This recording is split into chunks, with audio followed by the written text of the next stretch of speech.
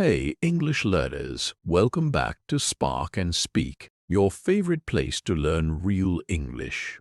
Easy English, everyday English, the kind of English you actually use in real life. I am so happy you are here with me today.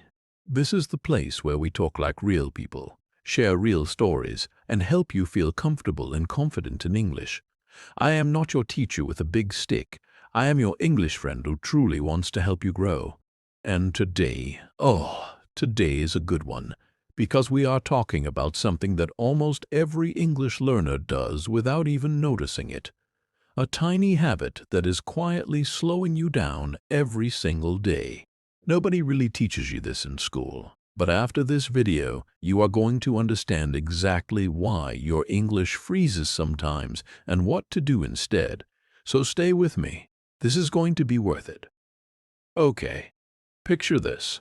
You are standing in a small bakery, maybe in Berlin, maybe in Warsaw, maybe in Lisbon. You know exactly what you want. A coffee and a croissant. Simple, right? But here is what happens inside your head. First, you think the sentence in your own language. Then you start translating it word by word into English. Then you check the grammar. Then, finally, you speak. And by that time, 3 seconds have passed, your heart is beating a little faster, and the person behind the counter is just waiting, looking at you. This happens to almost every English learner in Europe. Not because your English is bad, but because of one small invisible habit called translating in your head. Here's something interesting. Language researchers say that this habit adds an extra hidden step in your brain, like a red light before you are allowed to speak.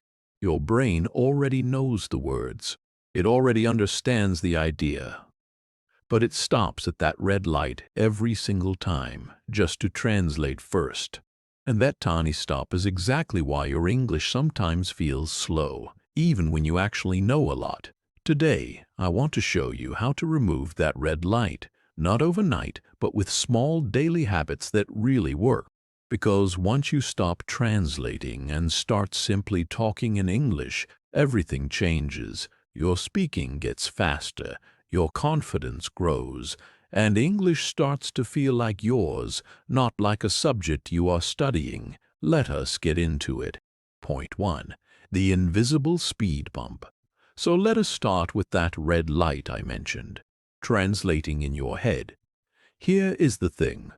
When you were a total beginner, translating was actually helpful.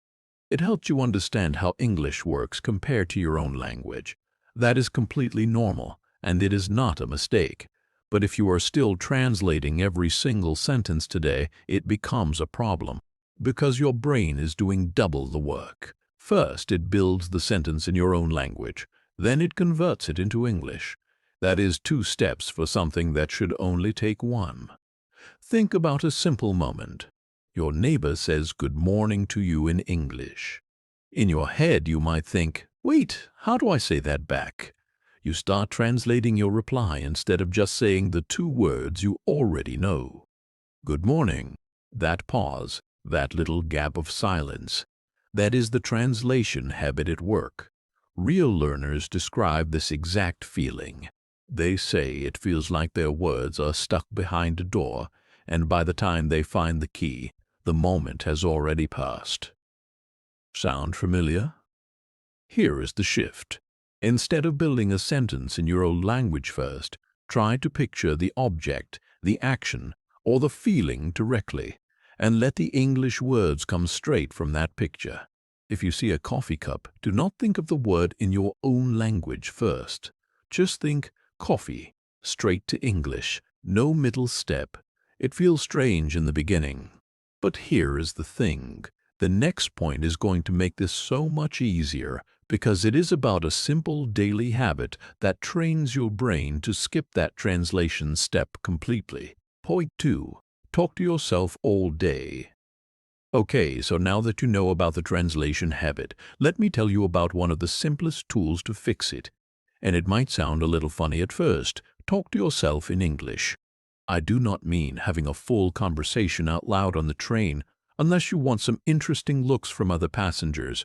I mean quietly, narrating your day in English, in your head, or in a soft voice as you go about normal life. You are making coffee in the morning. Say it in English in your mind. I am pouring the water. I am adding milk. This smells so good. You are walking to the bus stop. Say it in English. It is cold today. I hope the bus is not late. This simple habit does something powerful. It trains your brain to connect English words directly to real actions and real feelings, without stopping at that red light of translation. You are not studying a textbook. You are literally living inside the language for a few minutes every day. Here is a real-life scenario. Imagine you are on a tram in Vienna or waiting at a train platform in Amsterdam. Instead of scrolling your phone in silence, quietly describe what you see in English. The doors are closing. That man is reading a book. I am almost home. Small sentences, nothing fancy. Just real, simple, everyday English happening naturally in your own mind. Learners who do this often say something similar. They say that after a few weeks, English starts to feel less like a subject and more like a second voice inside their head. That voice gets stronger every time you use it. But here's the thing. This self-talk habit works even better when you combine it with something bigger. Real conversations with real people, even when it feels scary. And that brings us to our next point. Point 3. Use English in real moments, even when it feels scary. This is the point where a lot of learners get stuck. Because self-talk in your head is safe. Nobody is listening. Nobody can judge you. But real conversations, that is a different story. Here is something that researchers actually found. In a study comparing two groups of English learners, one group only studied in a traditional classroom, and the other group practiced through real immersion, using English constantly in daily life situations. After the training, the immersion group scored significantly higher on their English test than the classroom-only group. Same amount of time, same starting level. The only difference was how much real English they actually used. That tells us something important. It is not just about knowing grammar rules.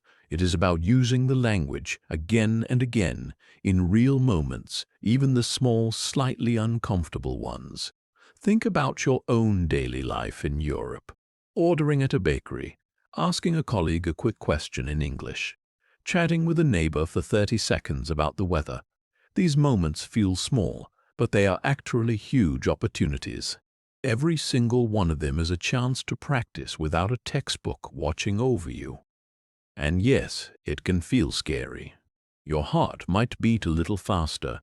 You might worry about your accent or making a mistake in front of someone. That feeling is completely normal. And honestly, every single English learner I have ever met has felt exactly the same thing at some point. But here is the beautiful part. The same research also found that learners in real, immersive situations became more confident over time, not because they stopped making mistakes, but because they got so used to speaking that the fear slowly became smaller and smaller. Confidence was not something they found before speaking. It was something they built by speaking. So next time you have a small, real chance to use English, even just 2 or 3 words, take it. Order your coffee in English. Say good morning to your neighbor in English. Answer that message in English before switching back to your own language. But here is the thing. The next point is maybe the most freeing one of all, because it gives you full permission to stop worrying about being perfect. Point 4. Let your mistakes be part of the process. Here is something surprising. Researchers have found that our brains, especially when we are younger, have very flexible ears and speech muscles that help us notice small differences between the sounds of a new language. That flexibility does fade a little as we grow older, and that is completely normal and nothing to worry about. But here is the good news. Your brain never fully loses the ability to adapt. It just needs more repetition and real practice to build new pathways at any age. This means your mistakes are not a sign that something is wrong with you. They are simply your brain building a new pathway, one small step at a time. Every time you say a sentence wrong and then correct it, you are actually strengthening that pathway. It is not failure. It is training. So many learners stay quiet because they are afraid of sounding wrong. But staying silent does not build the pathway. Speaking does, even messy, imperfect speaking. Here is a small, real-life scenario. Imagine you are chatting with a colleague, and you use the wrong tense by mistake. You say something like, "Yesterday I go to the store," instead of "Yesterday I went to the store." In that moment, it can feel embarrassing. But here is the truth. Most people barely notice. And even if they do, they still understood you perfectly. Communication happened. That is the real goal. Give yourself permission today to be an imperfect English speaker who is actually improving instead of a silent perfectionist who never gets the practice they need. Okay, let us bring all of this together because you have learned so much today. We started with the invisible speed bump, the habit of translating every sentence in your head before you speak. We talked about how that adds an extra hidden step that slows you down, and how picturing things directly in English can help you skip that step. Then we talked about talking to yourself in English throughout your day. Small, simple sentences about your coffee, your walk, your tram ride. A quiet habit that slowly turns English into a second voice inside your mind. After that, we talked about using English in real moments, even the small, slightly scary ones. And we remembered that research showed real immersion beats classroom study alone, and that confidence is built by speaking, not before speaking.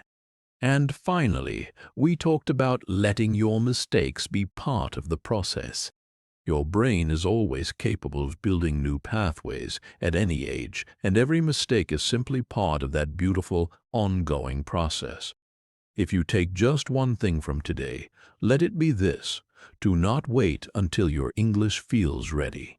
Talk now in small pieces, in real moments, every single day. That is how the red light disappears. I am so proud of you for spending this time learning with me today. Every single video like this one is making your English a little stronger, even if you cannot feel it yet. Now tell me in the comments, have you ever frozen for a moment because you were translating in your head first? I would love to hear your story, so drop it below. I read every single comment. If this video helped you even a little, please subscribe to Spark and Speak so we can keep growing together, one honest, friendly video at a time. And next time, we're going to talk about something that will completely change how you start conversations with strangers in English. Even the ones that make you the most nervous. You really do not want to miss that one. Until then, keep talking, keep trying. I will see you in the next episode.